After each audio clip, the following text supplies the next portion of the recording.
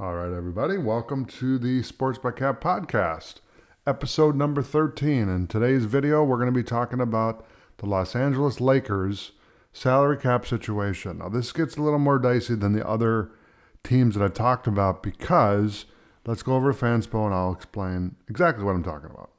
So you can see here that the Lakers were the third seed in the West.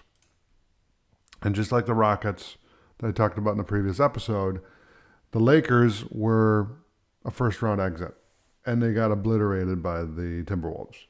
So if we look at their payroll, okay, you see the numbers that are in green.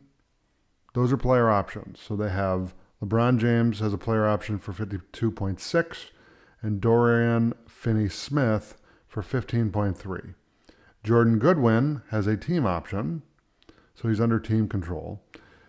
Then they have a few contracts that are cap holds, which we can just renounce those to get that cap space back. Okay. So if I'm the Lakers and I'm looking at this cap sheet, I'm saying, okay, what we want to do is we want to re-sign Luka next offseason to a 4-year, 5-year deal, and then we want to build a team around him. Do we want to start building now, or do we want to wait until the books are clean? And what I would recommend to the Lakers is to start building now, because if you wait, you're not going to be able to get anybody if his number is way higher than $48.9 million. So you need to start thinking now on how you can build up your roster around him and then give him the max money. Because what happens is the cap goes up so much that Luka can take up $70 million. And that's almost half of the cap. Okay?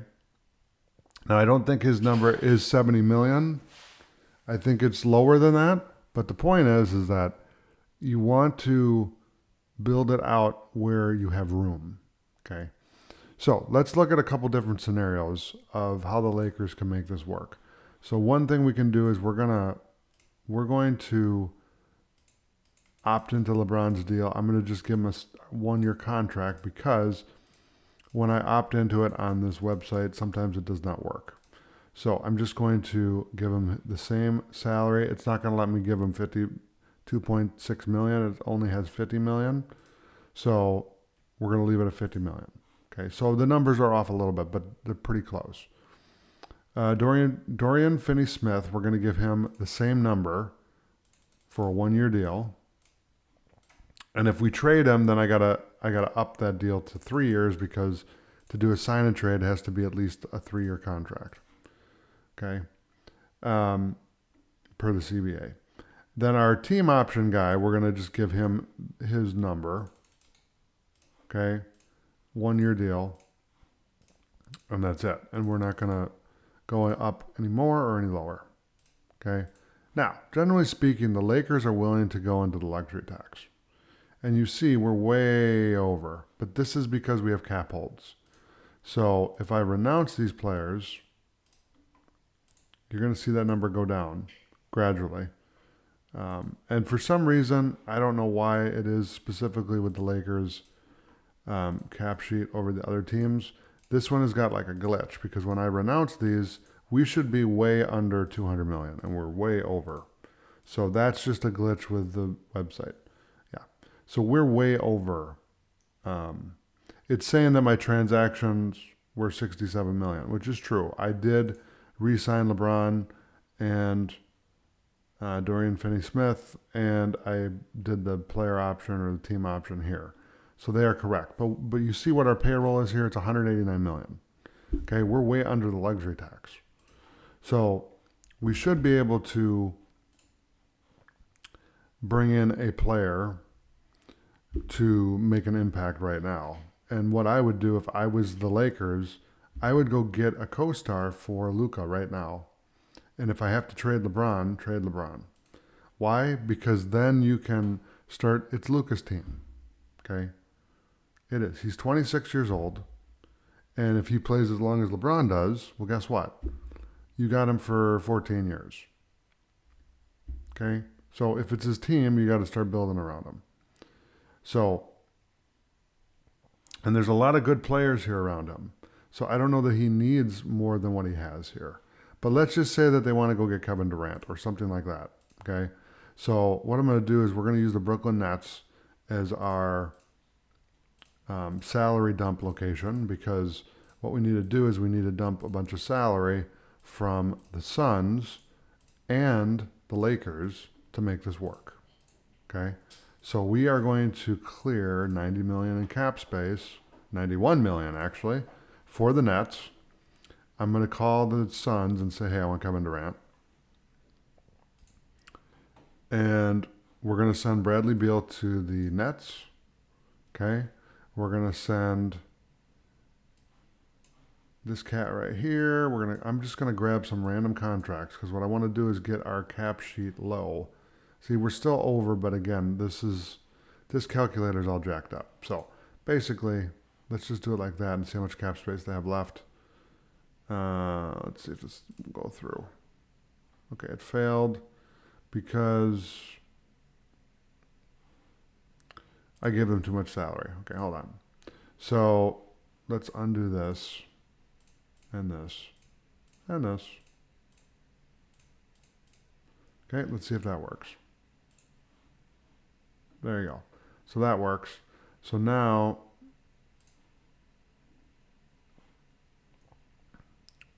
let's send Durant to the Lakers.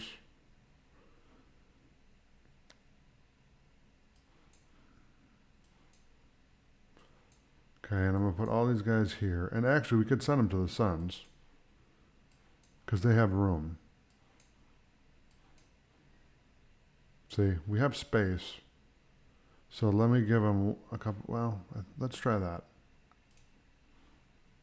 Okay, that didn't work. Now, we are 6 million away, and then it will work. Okay, so we're just about there. Like I said, you just have to do some cap gymnastics to make it all work. And it says it doesn't work, but that actually would work, because we are under the allowable incoming amount. So that actually would work. Okay. Again, the calculator's all jacked up. So that's how they can get Kevin Durant. So you can see that if they do that, they don't have any flexibility at all.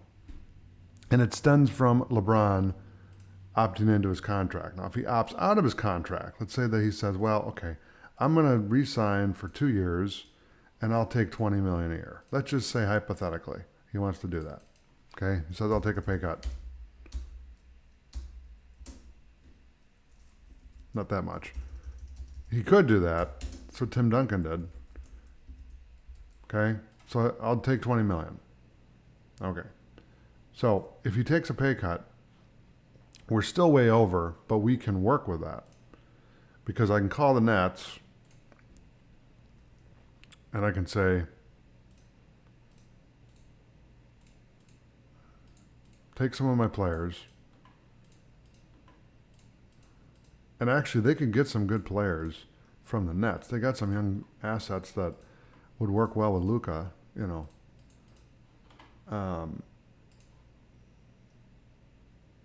So we could do Hachimura, we could do Gabe Vincent, we could do...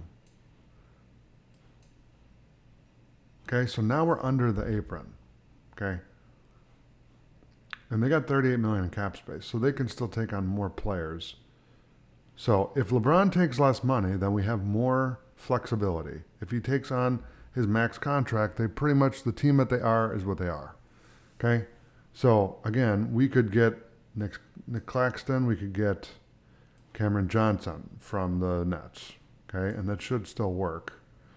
Okay, it says that it won't work, but again, the trade machine is real happy with me. So hold on. Let's do that. See, I'm under the tax. Boom, that works. So now they have a center, because LeBron took a pay cut. So it's up to LeBron to decide if he wants to take a pay cut or if he just wants to hold the team hostage, so to speak. And he's really not. They gave him the player option, but they shouldn't have done that. Okay? They should have signed him up for 2 years, and get rid of the trade clause, and just whatever. But it's the Lakers, and they wanted to take care of him, and I understand that too. So there you go. So that's the Lakers cap situation. Thanks for checking out the podcast today. Be sure to subscribe to the channel and hit the notification bell so you get an update anytime we upload new content. And be sure to check out the latest episodes from the show right here on Sports by Cap on YouTube.